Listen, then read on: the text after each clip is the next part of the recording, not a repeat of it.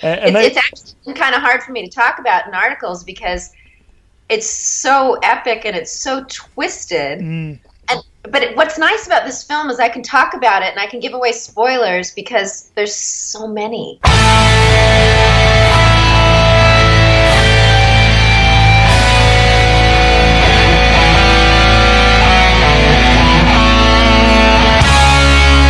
Geek Speak, the definitive 365 cut.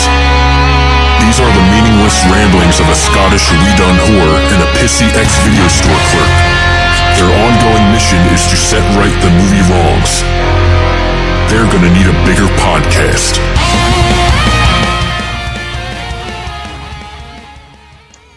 Hello, you are listening to the 365 Flicks podcast. This is episode 96 and Indie Talk is back. Once again, I am the Scottish Reading Whore, Chris. And I am the pissy ex-video store clerk. Yeah, it's just take two, isn't it, Kev? This is take two. I thought the first take was a bit of a mess, though. It was your fault, though. You were giggling like a bastard, and we were talking about the emergency episode that we just recorded, so we better mention that. We just did an emergency episode of our Justice League full spoiler review, ranty, sweary, and general pissed off review. Yeah. But that was that. This is this. Exactly. So tonight we are going to, or now in a minute, we are going to be talking to the actress Tracey Birdsall, who is currently filming the upcoming film, The Time War, which will be coming out next year. So keep your eyes peeled for that. Yeah. Tracey was great to speak to. She was. It was a fantastic interview, and we got a cameo appearance from the director of the movie, Mr. Neil Johnson, who says he's a fan, and he's been commenting on Twitter quite a bit, and I genuinely think he might be. Well, he was listening to... He had it on his phone anyway. Yeah, I told him not to listen to it, though. Yeah, you keep doing that. You get boiling by that, don't you? I do. I just don't feel like we should push people on, like push the show onto people, because, we got our rave review a week ago or 2 weeks ago from a lovely lady on Facebook who, and it's going on the poster, by the way. It's going on the next banner for the podcast, 365 Flicks. It's a bit of an ordeal. Yeah, I quite like that review though. That's I would feel, as long as it went with the 5 stars, I would take that as a review, because okay. I love me some 5 stars. Yeah, I love me some 5 stars too. So the interview is coming very shortly. It's kind of already in progress. We'll jump right in halfway through it. So like the way I did that. That sounded right professional. But first of all, you've got a job to do. Yeah, I'm kind of dreading this now, but just leave your Haribos on the table. Is it because you're not angry anymore? Because when you're angry, you do it spot on. Really? Get the rage going. Harness the rage and go for it. So I just think of Radio 4 listeners. Oh, fuck them. Think of that. Fuck Radio 4 listeners. As you know, we are the 365 Flicks podcast. You can subscribe to us on iTunes and any other third-party podcasting app. Also, don't forget to leave us a cheeky 5-star review. You can find us on... I couldn't find any Haribos. You can find us on Facebook and Twitter if you search for 365 Flicks podcast. Don't point it there.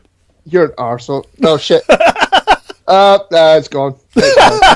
Where were you? You can find us on Facebook. You can find us on Twitter. Twitter, Tangent Network, Wicked Radio Network, Nearly.co.uk, We Be Geeks, hashtag Part of the Family, and hashtag Britpods. Done. Yeah, all those wonderful, wonderful places. And all those wonderful, wonderful places, you can find other podcasts. For instance, I found myself a new podcast. Did you really? Yes, it's called the One Good Thing podcast on the old Britpod scene, where they take a bad movie or what is considered a bad movie and find one good thing about it. It's a good little podcast. Nice Brit lads. We like the Brit lads. We need some more British podcasts in the world. Yeah. So go over to Facebook and Twitter and follow all those good people, and let's get them up and running. One Good Thing, give it a shot. So Tracey. Yeah, Tracey was great. She was great. I really enjoyed this. It kind of didn't actually feel like an interview, to be fair, because at certain... Those are the best ones. They are the best ones. But at certain points, it was just like... Because she's clearly a fangirl. She's a geek. much like us. I don't think she'll be offended at me saying that. Nah, you're Do you all think? right. But Right. there was certain points of the interview we were just geeking out about geeky shit. So that's what you want, though, isn't it? That's a good interview.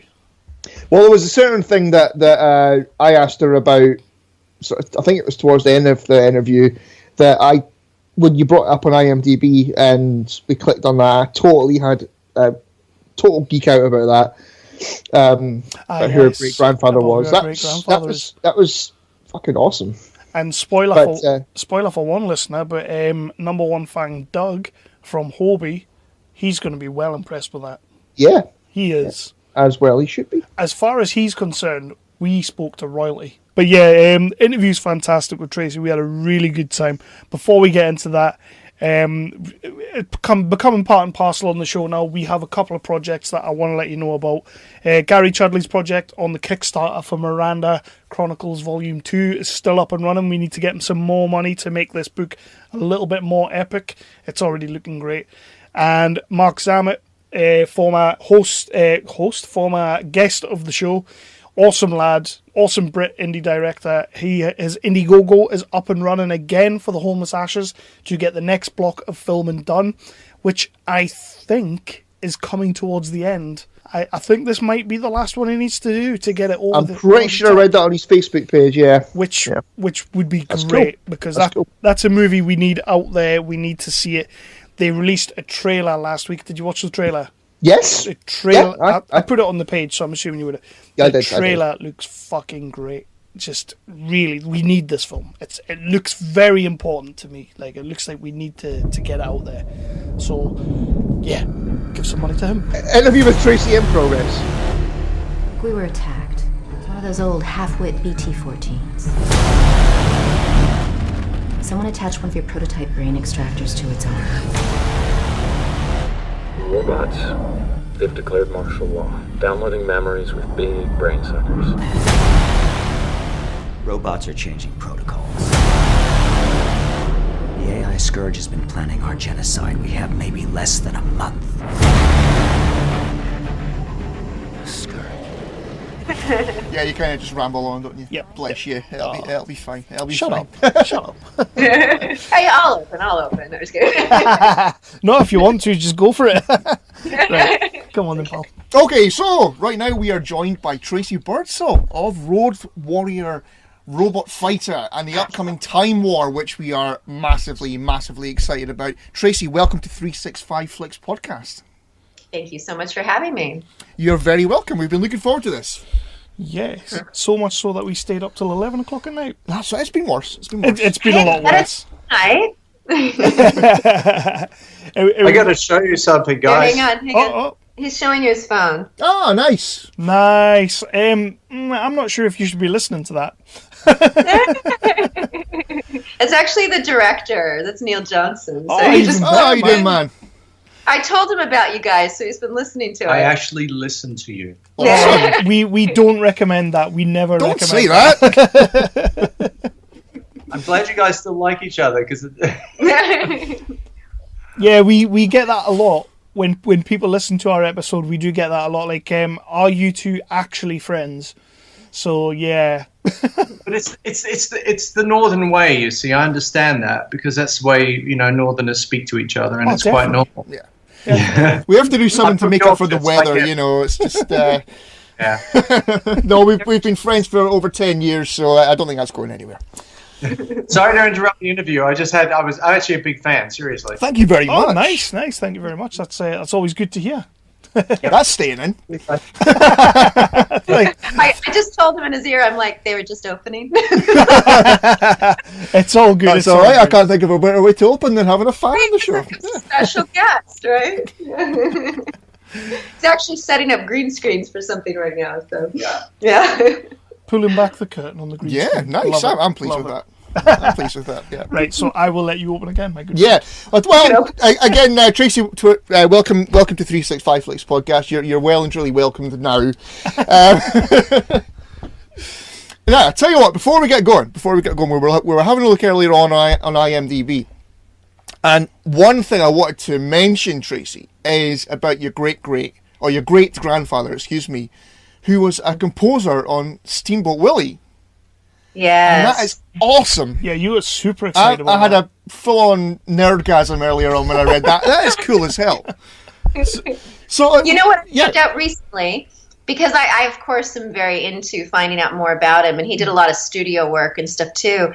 And I found out recently, I've got the book here, probably in my drawer, that he he composed and wrote Hickory Dickory Dock and The Three Little Kittens. I mean, these things that we like grew up with, you know, and I didn't know it at the time. I knew my mom used to talk about sitting on Donald Duck's lap, like the original Donald Duck, while he would play, her grandfather would play the piano and stuff like that. But it is a really cool, interesting history point, isn't it? It definitely is. It is. Yeah. It's a nice thing to have in your IMDb. You've got many nice things on there, but that is quite a thing to have on there. Yeah. I think it's neat that you guys noticed that. Yeah. Oh, Steamboat Willie, man, come on. We were everybody knows that. we were debating before you called on whether or not we were going to ask you to whistle the tune, but we won't do that. we won't do that. Trust me. So I'm laughing so much it would be hard to whistle following all that laughter. So first off, Rogue Fighter Robot Warrior is it's doing. You got that completely backwards. Sorry, Rogue Warrior Robot Fighter. Boom. Right. So yeah, it's doing. That's like a tongue twister. I don't even know if I could say that if I tried. Well, it's doing the rounds right now, and it's doing fantastic. It's doing really well. I've seen all the reviews coming for it and everything. But moreover, you yourself are picking up numerous awards as well for the film. So how cool is that for yourself? It's pretty cool, yeah. It kind of makes you feel better. I have the scars and the bruises from the show, but I also got the awards, you know. So it's hard work in, hard work out, you know.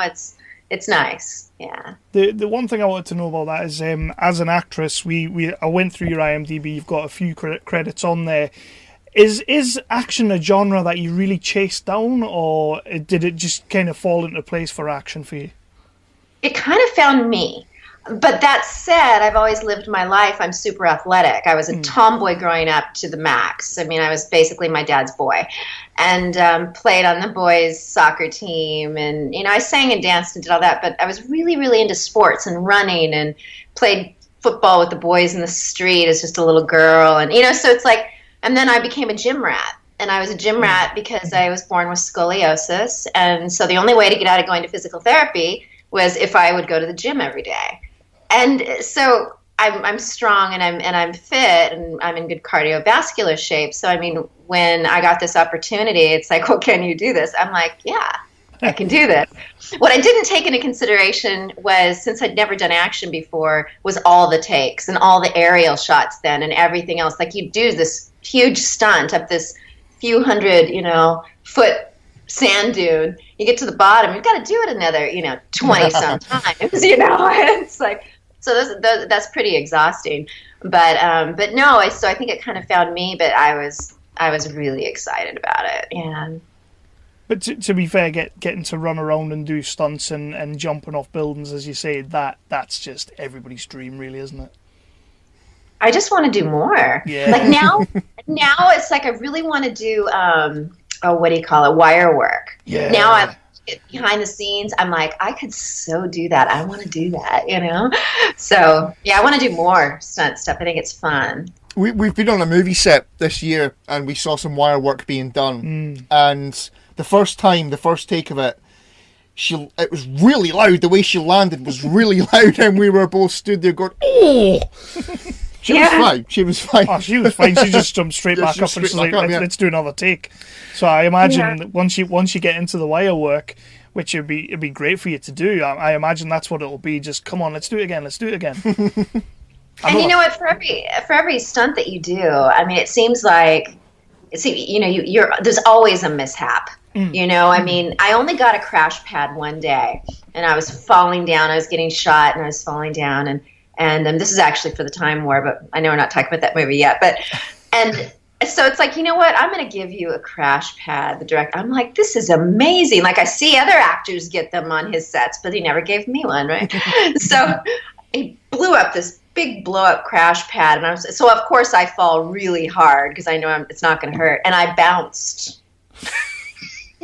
I bounced right off of it and down the hill. It's not what you and want. it's like, maybe crash pads and me don't really get along that well. So what's the craziest stunt that you've been involved with? Was there any that you went, oh, I don't know about that? Oh, I'd say there were a lot of them. I think one of the most difficult things, even though people won't think of it as a stunt when you see it, is the speeder bike stuff in Rogue Warrior. Because, I'm actually on this fast-moving Director Neil Johnson did not want to use green screen, right? So I'm actually on this fast-moving platform being spun around, and it's attached. It's attached. That's the key word. I'm not attached because I'm supposed to be riding the speeder bike. So he's like, oh, it won't fall. I'm like, what if I fall? He's like, don't fall. And then there was kind of like that. There's a part where she gets blown off to the side, and she actually falls out of her spaceship, and then you see her roll. Now in the film, she's rolling in a bubble, but of course that bubble was put in post. Yeah. So I had to throw myself off of this thing, fast moving and roll, and it was rocky and it hurt. Yeah, it was bad. Well, yeah. It's like I didn't break something. You have to pay for your art. That's why you've got the awards, Exactly. That's what I was saying. How does it feel? It feels great because it's something positive coming from it. That's besides box office sales. It kind of makes it all worth it. It's like, yeah, it's nice. I did throw myself into it pretty hard. Excellent. As you were preparing for the role, or as you've been preparing for any other action role, are there any sort of other female action stars that you look up to sort of, I'm going to try and emulate what they've done, or I'm going to take a little bit of that? Is there anybody you look at and think, yeah, I'm going to be the next one? It's funny because I yes and no. So of course I love looking up to badass women, if I can say that here, and of course Linda Hamilton was somebody I admired and respected. I've actually met her at the gym, so that's kind of cool. Yeah. Oh, and awesome. And I did walk up to her. I'm like, hey, you really inspired me as a youngster, and but I think the one thing I took away from her, besides the fact that I beefed up a little bit before the role and stuff, because I think strong, says a lot without ever having to have the character say or do anything. Yeah. So I made sure I was really strong for it. But she made it real. And for me, I don't like watching, I love watching movies, but when somebody's being a character and they're trying to be something that isn't real, because when I watch a sci-fi or an action, I want to watch it almost like a drama. I want to get pulled into the character. I want to go on their journey. And so that's one thing that I would say that I was inspired from by her. I don't think anybody else really inspired me, but I tried so hard to make Sienna be her own thing that eventually other people would compare to her. I put a lot of effort into that, just making her very original and different. And I think that she's so much more vulnerable than any other action lead that I've ever seen. She's extreme. She's much more vulnerable than I am as a human being. I learned a lot about vulnerability from her. So brilliant. And as I was looking around different articles about the movie, it was pretty much a lot of people saying Tracey Birdsall's sort of leading the way for the independent leading lady action film, and it's that must be brilliant to see people writing about you. Some of the headlines, they make me smile, I have to say. One headline I saw, it was actually on the press release that I really liked for the Time War, was Tracey Birdsall versus Hitler. Right? I was like, I'm in. That's just a movie in itself, isn't it? Yeah. So some of those headlines are things that when you were a kid, if you would have known they would have been saying things like that about your character, you would have really nerded out. Oh, gorgeous. I can't even begin to imagine how cool that would be. So what we'll do is we're going to move on to the Time Warp, because this looks absolutely up our street. It's a bit of sci-fi, it's a bit of time travel. You got Nazis in there. That's all you want. Jesus. Yeah, that one. We read the information that Clint sent us, and it was like time travel, yes. Nazis, hell yes. Yourself, hell yes. Jesus. Yeah. Right, so the movie is currently still in production, am I right, yeah? It is so close to being wrapped. It's a lot of it's already in post. And then more things got added, of course, because Neil just can't help himself. Yeah. And so, sorry, around the corner. So we just keep shooting and shooting, but every time that we shoot, it's like, how did you come up with it? And we started off as pretty darn twisted and dark and deep time travel sci-fi. But it has just gone every time that something gets added to it. It's like, you know how when you watch a movie, you can always remember this one really epic moment in it? Mm-hmm. There's just like that one thing you remember. This has like 20 or 30 of those. I mean, and so a lot of it has been through post. And then there were some additional things that were written. And but no, it's not going to be as long as you think it'll be. It'll be, early to mid of 2018, which we're almost 2018 now. So cool. Awesome. Well, we'll get to that in a minute. That's spoilers. But yeah, so that's a spoiler. So we're going to get a little bit of scoop on the Time War now. But what I would like to know is, obviously, you've already worked with Neil on, from what I could see, numerous projects, either as a live-action character or as voiceover, which was cool. But how did the Time War, was it sort of like, right, we always work together, we're good together, so you're going to be in the Time War? Or was it just kind of like, did you have to go after it? No. It's funny how I first started working with him, and this will show you how much of a nerd I am. He had a couple of films in post. And he needed a spaceship computer voice. I've never done voiceover, right? And he goes, will you do the spaceship computer voice? It may not even sound like you at the end of the day. I'm like, I am so in, right? was so excited. And then at the same time, I had other films that were out that I was winning awards for. One was a drama, one was a comedy, one was a horror film. And which I never, I don't do a lot of horror. I try to stay away from that just because I don't want to be that scream queen thing, So I'll just do a straight role in a horror film. But that was a great film because I worked with Barry Corbin, and we were just winning awards. And so Neil kind of saw my work ethic, and he goes, I really need you to lead up one of my films, and that's really the where Rogue Warrior was born. And then the Time War was something that we'd shot some of before, and it was originally called something else. And he's been working on this film, believe it or not, for 15 years, okay? Wow. Yeah.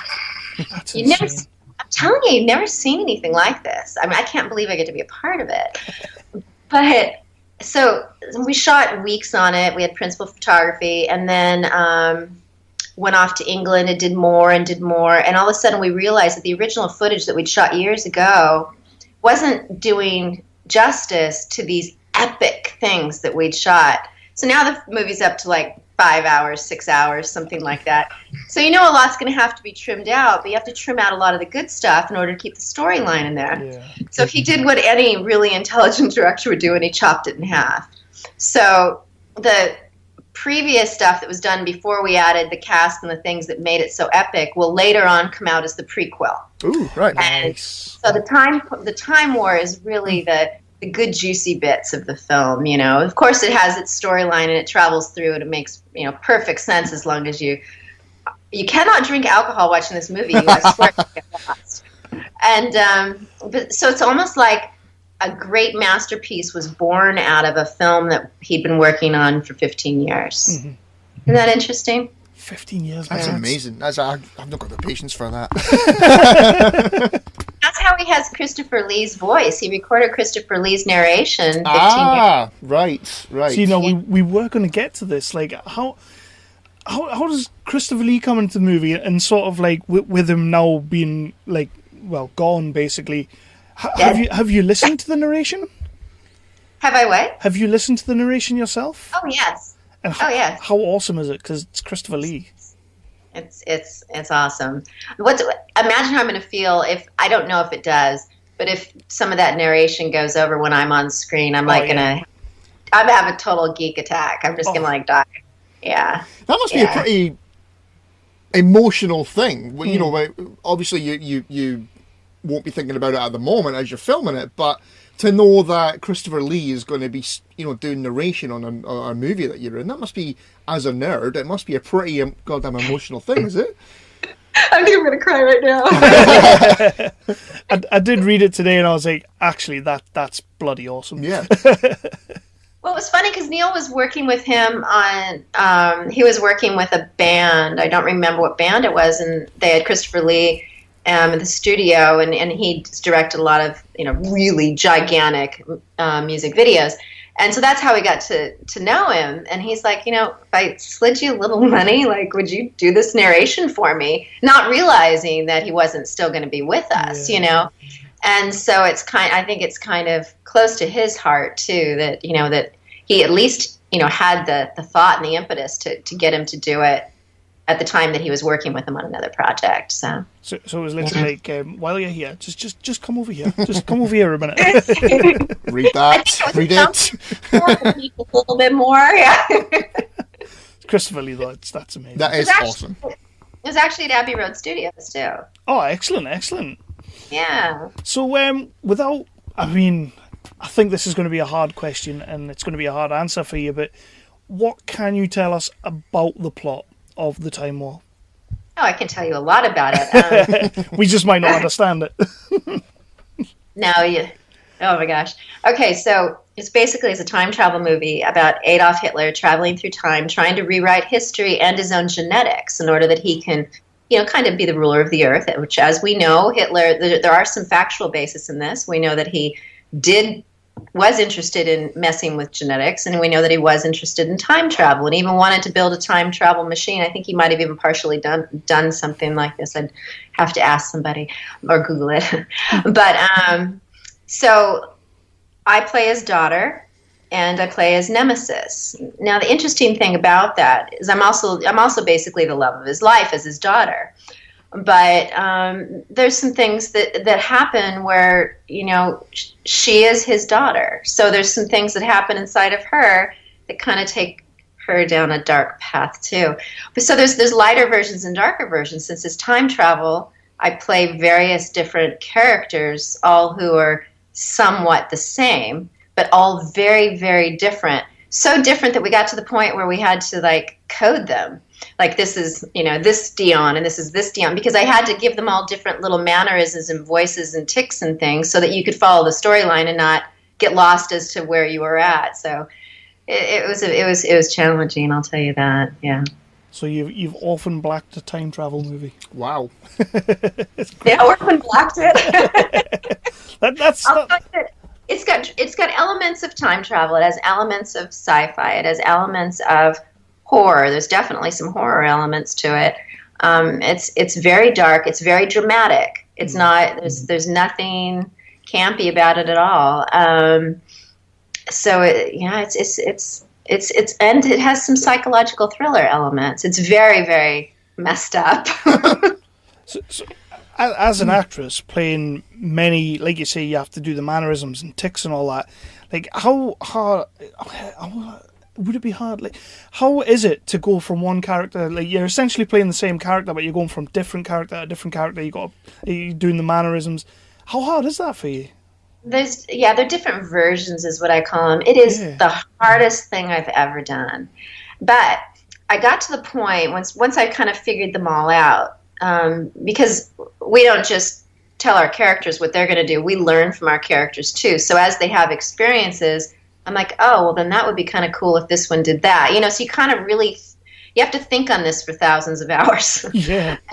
And then once you put the costuming on, and I kind of go through a checklist in my mind. Okay, facial expressions, mannerisms, voice, body movement. You kind of have to go through it all, and then you go. So as soon as they say rolling, then I start going through my checklist. And then when they say action, then you just be, you just become that. But it's actually like a checklist. Because even facial expressions, everything's different.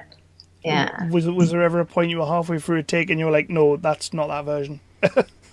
Well, similar to that, no. To answer that quickly, no. But sometimes I'll read the script, and it's happened a couple of times, and I'll say to the director, I'll say, this line, this version wouldn't say it that way. Yeah.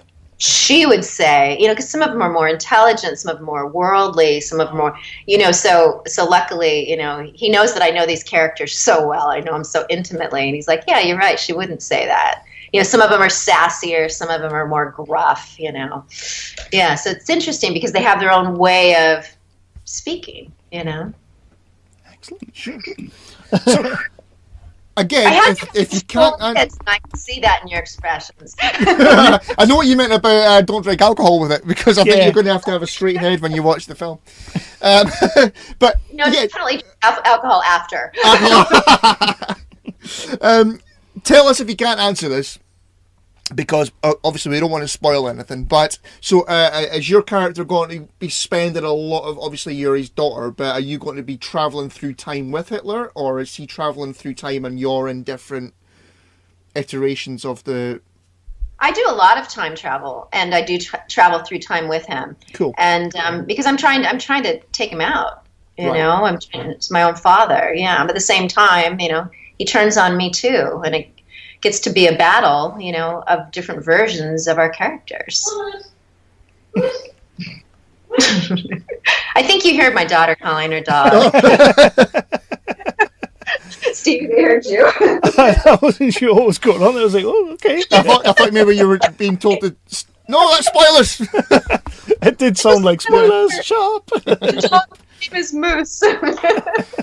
So we talked about it a little bit before, that you did 3 weeks solid over here in the UK. How did you find our fair country? How did I find it? Yeah. I got to tell you, I love it out there. I really want to come back out. Well, my ancestors on my father's side, my last name is Birdsall, and there's a Birdsall, England. So I got to visit Birdsall, England, which was pretty cool. And now I just absolutely loved it out there. We do have a beautiful country. Yeah. You really do. Yeah, and the director's from out there too. He's from Yorkshire. Yeah, Yorkshire's all right. It's not where we are though. It's all nice. Where are you guys at? We're in Berwick-upon-Tweed. We're on the border with Scotland. Okay. So, we have Bamborough Castle in this film. Oh, nice. That's not been. They normally kind of publicise that kind of thing locally. That they never. Damn. That's been in a few things lately, actually. Yeah, that's pretty cool. That's pretty damn cool. How far are you away from that? About half an hour? Yeah, about half an hour. Yeah. Oh, God damn it, you could have popped in for a coffee. And us Brits know how to make tea, so... Exactly, yeah. Right. So you already kind of mentioned a little bit earlier, it was a tiny little bit of a spoiler, but when can people expect to be seeing the Time War? 2018, which we're almost there, beginning to mid, that's when they'll get it, and then it's up to the distributor to pick a release. Like I know with Rogue Warrior, Sony held it off for 6 months because we thought, oh, that's cool, we're coming out around the same time as Star Wars, and they're like, no, that's not cool, we want you to have shelf space because we also had a physical media release. So yeah, so it's like it'll get delivered, and hopefully it'll be out pretty soon thereafter. Awesome. And when will Neil be bringing us the 5.5 hour cut? Right. He's already planned for the director's version. Oh, that's good. That's sweet. And he shot scenes for it. So, yeah, it's kind of cool. Because we love our physical media. Yeah. Yeah. Oh, you've got to have a Blu-ray with like 6 hours of extras. Yeah. Oh, yeah. I prefer having the Blu-ray in my hand. Yeah. 100%. Streaming it. Don't like that. So it seems that you and Neil have a very good sort of working relationship. Is there anything else after Time War that you are going to be working on together that you can maybe hint at? There is. Excellent. And the reason that we work so well together is we've quite literally never ran into anybody else in this industry that has our work ethic. Yeah. So when you have somebody else that wants to work that hard, then it's amazing. We are planning a limited TV series based on the future of Rogue Warrior. And so we're going to be working on that when we're done with the Time War. Nice. Yeah. Very good, yeah. Excellent. Pretty exciting. So we touched on a minute ago that Jesus is in this movie. Yes. Jesus is, am I right, is played by your son? Yes, you are right. And how does that working with your son in a movie? I saw that he was also in Rogue Warrior as well.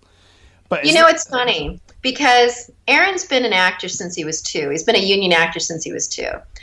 And he doesn't really focus on it anymore. He works a regular job and stuff. But when we were doing Rogue Warrior, the director had said to him, he says, "Oh, we've got this one part, you come do this part, because Aaron does have a very unique look." Mm-hmm. And he's a trained actor. And Aaron's like, "Sure, I'll do that," which, of course, we ended up reshooting it like 3 times because he kept wanting something different.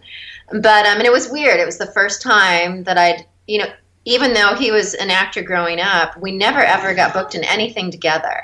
They always, he did a lot of commercial. They always looked for a mother that looked more like him, or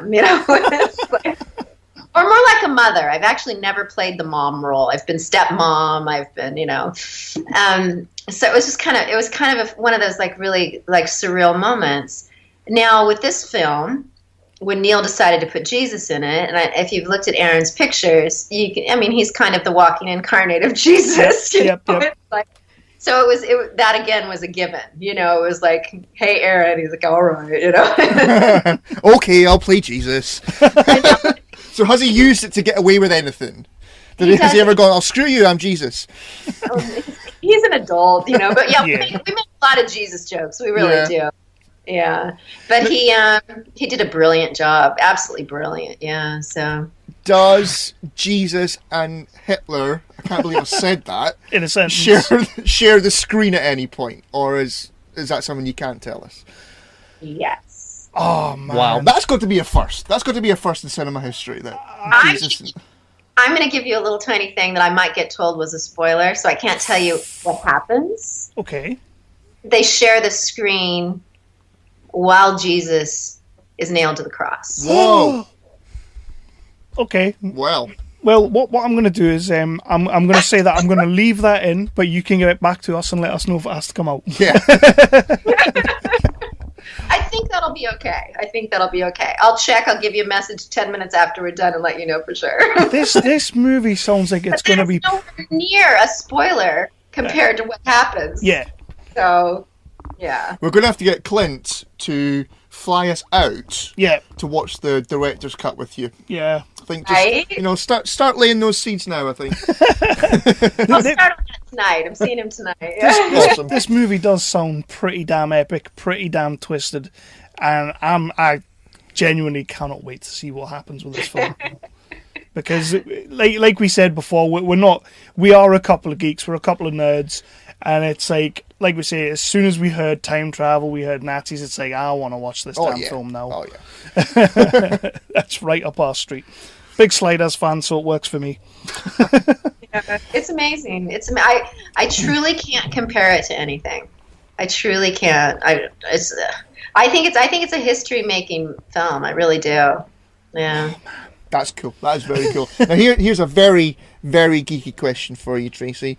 Obviously it's called The Time War, and you mentioned you were in Cardiff and you went to the Doctor Who exhibition. So, are there any cheeky Doctor Who Easter eggs being slipped into the film?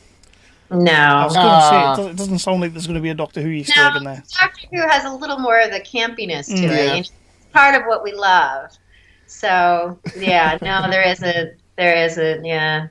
God, that was a great experience. Except for the Weeping Angels. That room kind of creeped me out. Yeah. Yeah. That would be freaky. They get me. Yeah. So I think that's pretty much. We don't really want to go too much into the Time War, obviously, because it's like you say, it's nearly wrapped. We don't want to. Although it sounds like there's a million spoilers, we don't want to do any spoilers. There are. So you'll never piece it together. It's just it's out there. So much information, so many epic scenes. It's just, I don't know. It's going to be crazy, and it's so exploring the human condition, but it's so far over the top. It's just, and the actors. Oh my God, because. We really had some brilliant actors on this, and they really did what I would say all of their best work. Excellent. Yeah. Fantastic. You looking forward to it? I am very much looking forward to it. Well, what we like to do is we're pretty much going to start wrapping this up now, but what we like to do is we have a section on our podcast on these Indie Talk episodes that we do, which is the 365 picks, which on our website we have a list of 365 movies that we think people should watch before they die. But we don't want to add films to that list. We ask our guests to add films to that list. So is there one movie that you would say people should watch before they die? Before they die. That I can put on the list.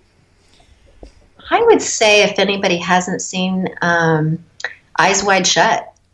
Ah, yes. Okay. We've not had that yet. That's a good film. That's an interesting pick. That or Erase Your Head, you know? Yeah, I mean, That's a good pick. I haven't watched that in a those while. films that you have to see. You know, you can't not see them because they have so much in them that they make an impact on you in some way or another. And that's what we love about film is that it influences us in some ways that they're so minute that we can't even put our finger on it. And the good thing about that movie is you can't unsee it. That's very true. That's very true. Yeah. That's really funny and very true. So Tracey, this has been an absolute blast getting this done. It kind of came around pretty quick. I really cannot. I can't wait to see this movie. I can't wait to see what you have done here because it sounds like it's just going to blow my mind. Yeah, definitely. It'll blow your mind. Yeah, it's epic. And it blows my mind, and I read it before we did it. You know, and I'm like, really? So how many moments like that did you have when you were reading over the script? So many, but especially the additional scripts. And I'm like, I'm gonna do this. You know? It's like you just have to get your head around it. You know. So is it one of those moments like I imagine I would probably be the same, but you're sitting there reading, and you're going, "This is awesome." Exactly, but it is so. You know, when you're doing these high stakes things, that it completely wipes you out. You know, you are just emotionally, some of these scenes you're emotionally shot for weeks. I mean, even William Kircher, the last day that we shot with him, he said it took him at least a few days before he was like, okay. You know, it's like, so yeah, it takes a lot out of you if you're doing it right.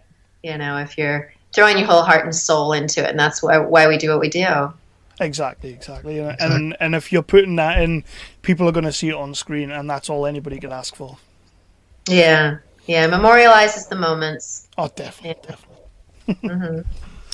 Well, Tracey, this has been an absolute pleasure speaking to you. This has been fantastic, and good luck with shooting the rest of the movie. Thank you. Say hi to Clint for us as well when you see him later on today. Shout out to Clint Morris. Okay, guys. But yeah, thank you very much. Thank you very much for coming on the show and talking to us. Yeah. Thank you so much for having me. Chat again soon. And as much as we hear more coming out about the film, we'll be putting it on the Facebook and on the Twitter and all that, and I'll link you into things when the episode goes out. Do the same. Especially seeing that some of it was in Bamborough. Hi. That has quite surprised me. Small world. It's amazing. Okay, you guys, thanks so much. Thank you very much. Thank you very much, Greg. See you later.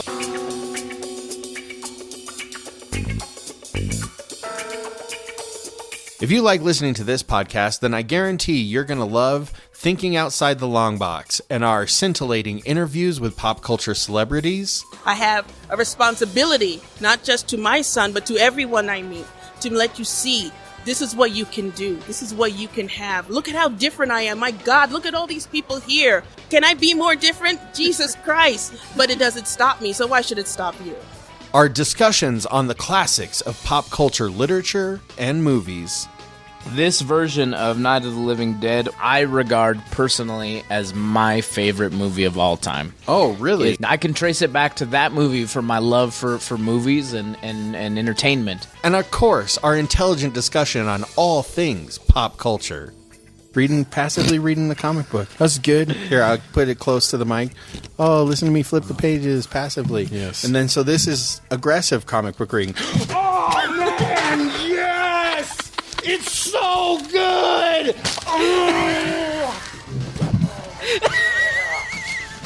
It's like that. Wow. Well, maybe not so intelligent.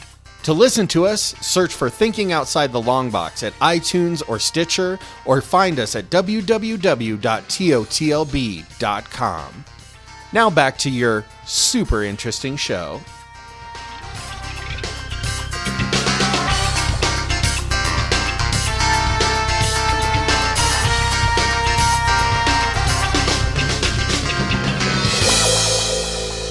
So that was Tracey. That was Tracey. And a cameo appearance from Mr. Neil Johnson. Yeah. An actual fan. I know. Is that the first time we've met a fan? No. They are Can't think of any other stuff in my head, but Randall Holt is. It was. I like that, he was. So yeah, that was an amazing interview. I had a cracking time speaking of Tracey. That movie does sound really intriguing. I can't. Yeah. I mean, time travel, Nazis, Jesus on the cross. What can you say? I still think that Clint should fly us over to watch the premiere. To be honest. Well, we won't push for that. I think he should. We won't push for it. But if we don't get the invite, well, we might not review any more movies. Oh well, shit. And we are like the Rotten Tomatoes of reviews. But yeah, we cannot wait to see this movie.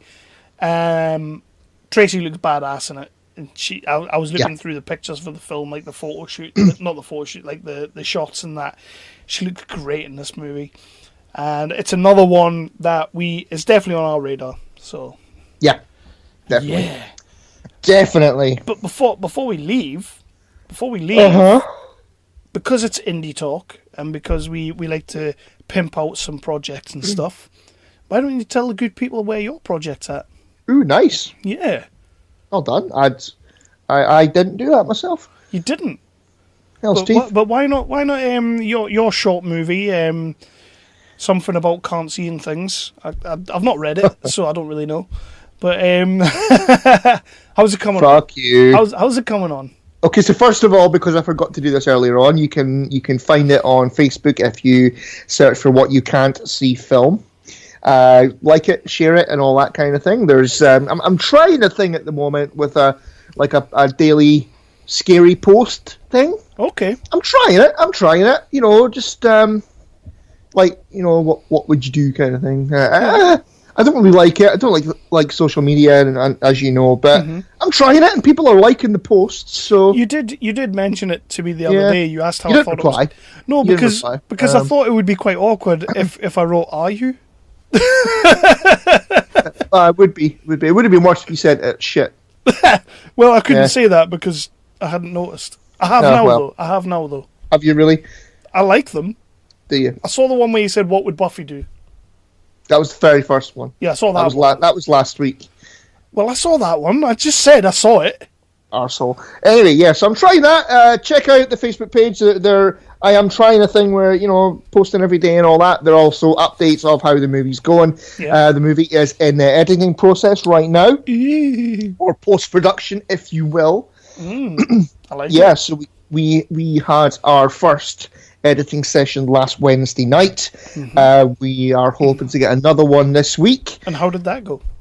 It went very, very well, I thought. I couldn't be happier with the way it looks. I think it's going to look fantastic.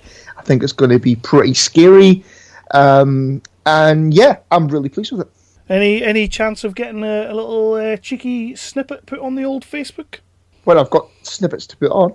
Well, that's something you want to be, instead of putting these wanky what would you do things on, why not just put some little cheeky trailers on? I'll make you a trailer.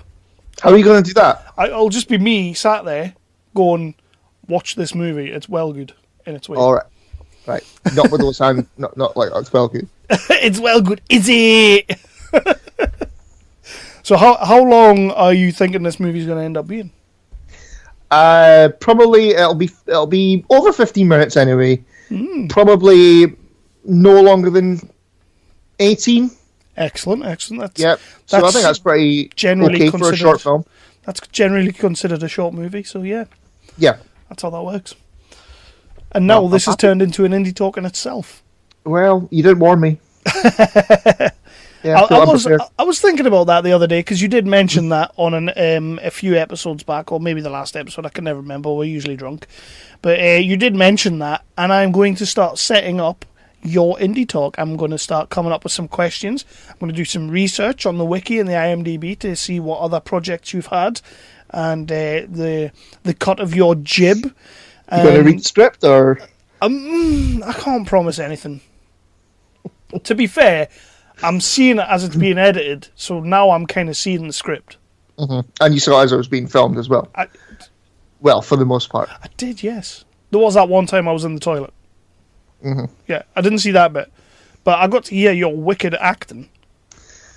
Better than yours. Well, you didn't use any of your acting bits when you were editing, so there you go. Fuck you. Well, you know you're not actually going to be in the film. No, he said he would leave one of my lines of dialogue in. Oh, did he? Yes. I think he should as well. I can't see that happening. I think you should leave in, like, I mean, no spoilers or anything, but the bit at the very end, you should leave my voice in that bit. Right. When it's like, oh no, what are you doing? Oh my god. And if you want, I'll re-record that for you. Okay. So you can have a cameo in the second one. Oh yeah, I think I should be a cameo in all of them. I should be your Hitchcock. You did have a cut of a certain scene that could possibly have a cameo of me in it. Unintentional. Really? It was unintentional, but I'm there. I'm gonna have to have a look for that. But you didn't use that take. You used a different take. Oh, that's good then. Arsehole. So this has been Indie Talk with Tracey Birdsall. We absolutely fucking loved talking to Tracey. We can't wait for this movie. We want everybody to check it out when it comes round, and we'll be keeping you posted on the Facebook and the Twitters and everything anyway. So, definitely.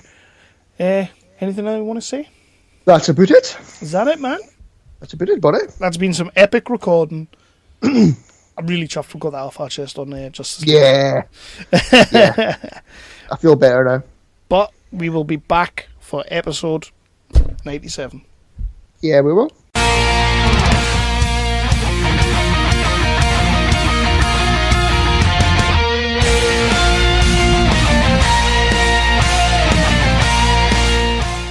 We were shooting in England for like a month, and the director just got back. He was out there again, but I was out there for, we shot for 3 weeks straight. Yeah. And, I mean, the whole place. I mean, north, south, everywhere. Yeah, we filmed on a submarine in Portsmouth. We filmed down at Stonehenge. We filmed at Winchester Cathedral. I mean, just all over the place. It was really amazing, but it was every single day. Yeah. I got one day off at the end, and I went to Cardiff and saw the Doctor Who exhibit. Nice. Nice. You'll be happy with that. Oh, yeah. A very big Doctor Who fan over there, so you'll be happy with that. Oh, I love it. Yeah.